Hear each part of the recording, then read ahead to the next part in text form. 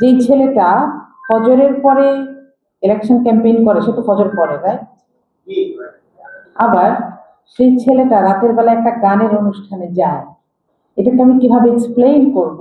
আমাদের মাথায় যে প্যাটার্ন গুলো আছে এগুলোর সাথে মেলাতে পারছিলাম না। এবং দুর্ভাগ্যজনক হচ্ছে উসমান হাদি বেঁচে থাকতে পারিও নাই। আমি বুঝতাম না, কিন্তু টান লাগতো, কেন জানি ভালো লাগতো। উসমান হাদি চলে যাওয়ার পরে বুঝলাম উসমান হাদির আন্দোলনটা ছিল, আমার কাছে মনে হয়, পোস্ট মডার্ন যে কলোনিয়ালিজম আছে আমাদের এখানে, সেইটাকে ফাইট করার জন্য একটা জায়গা তৈরি করার চেষ্টা করছিল।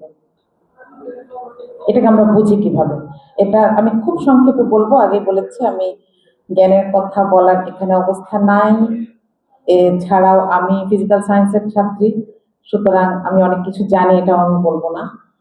আমি যখন খুঁজছিলাম যে এই প্যাটার্ন গুলো কিসের সাথে মিলে, এই কাজগুলো কারা করে, বা হাদি কাকে উদ্দেশ্য করে কথাগুলো বলছেন, তখন দেখলাম পোস্ট মডার্ন কলোনিয়ালিজমের যে 4টা হাতিয়ার, সেটার সাথে তার বিদ্রোহগুলো মিলে যায়। এই 4টা হাতিয়ার কি আমার মনে হয় আপনারাও মেলাতে পারবেন।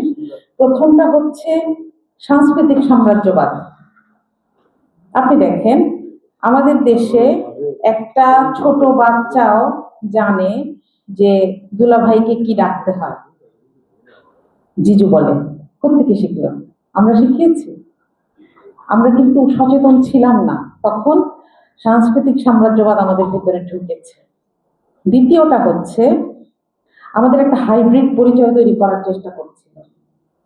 আমরা যদি পয়লা বৈশাখ গুলো দেখি ফ্যাসিস্টের আমলের, এবং সেইগুলোর সময় কলকাতার পত্রিকার নিউজের হেডলাইন গুলো যদি দেখি, তখন আমরা মেলাতে পারবো যে আমাদেরকে কার সাথে খুব মিলিয়ে দেওয়ার চেষ্টা করা হচ্ছিল।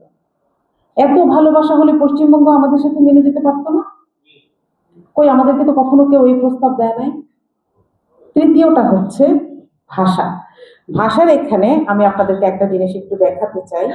আমার মনে হয় আপনারা এই পোস্টারটা দেখেছেন সোশ্যাল মিডিয়ায় অনেক বেশি, যে কিছু কিছু জিনিস, কিছু কিছু শব্দ, এগুলো ইনকিলাব মঞ্চ ব্যবহার করছে, এগুলোকে যেন আমরা আর ব্যবহার না করি, এরকম একটা মনে হয় দেখেছেন। আমি পড়ে শোনাবো, প্যাটার্নটা শুধু দেখালাম।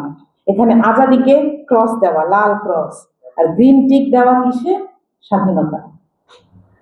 ক্রস দেওয়া ইনকিলাবে, গ্রিন টিক দেওয়া হচ্ছে বিপ্লব। তার মানে আমাদেরকে এই শব্দগুলো ব্যবহার করা যাবে না।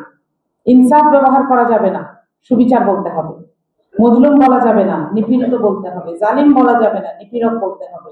মুলুক বলা যাবে না, দেশ বলতে হবে। কম বলা যাবে না, জাতি বলতে হবে। নয়া বন্দোবস্ত বলা যাবে না, নতুন ব্যবস্থা বলতে হবে। কি আশ্চর্য না? শব্দে কাদের অ্যালার্জি হয়? তাহলে হাদি কি করতে চেয়েছিলেন এটা আমরা না বুঝলেও যেখানে আঘাত হানতে চেয়েছিলেন তারা এটা বুঝেছে। এবং চতুর্থ জায়গাটা ছিল যে এটার একটা অন্তর্নিহিত প্রভাব থাকবে। দেখেন আমরা কি পড়ে কোর্টে যাচ্ছি, কি বই পড়ছি, সব ঠিক আছে, কিন্তু আমরা কথা বলছি কিসে, কাকে নিয়ে কথা বলছি? আজকে যদি বিকেল বেলা একটা গান বের হয়, আমি আপনাদেরকে গতকালের একটা উদাহরণ দিই। গতকাল ভারতের একজন শিল্পী তিনি বলেছেন তিনি আর প্লেব্যাক গাইবেন না। আমরা 1 ঘন্টার মধ্যে জেনে গেছি, সেটা নিয়ে কথা বলেছি। আমি নিজে অন্তত আমার সোশ্যাল মিডিয়ায় 100টা স্ট্যাটাস দেখেছি, রাইট? দেখেন আমাদের কাপড় বদলাতে হয় না, কাপড় ওদের মতন হতে হয় না, কিন্তু এই যে সাংস্কৃতিক সাম্রাজ্যবাদ, সেটার আমরা জেনে হোক না জেনে হোক আমরা এটা শিকার হয়ে যাচ্ছি। উসমান হাদি এটা নিয়ে কথা বলেছিলেন, তাই না?